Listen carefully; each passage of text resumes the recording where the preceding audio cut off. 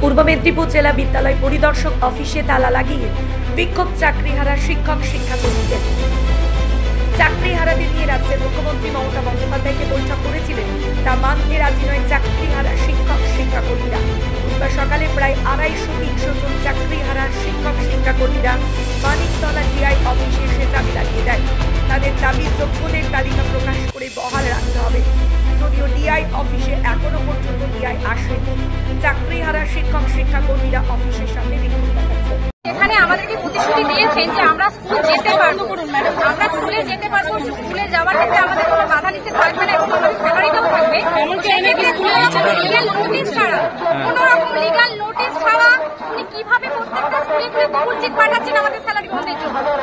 মুখ্যমন্ত্রী নেতাজি ইন্ডোর স্টেডিয়ামে এসে কি বললেন? বললেন যে আপনারা ভলেন্টিয়ারি সার্ভিস দিন। আমরা কে ভলেন্টিয়ার? আমরা ভলেন্টিয়ার নই, আমরা যোগ্য শিক্ষক।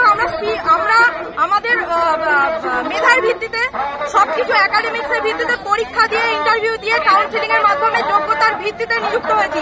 কেন আমাদেরকে এই জায়গায় নামালেন উনি?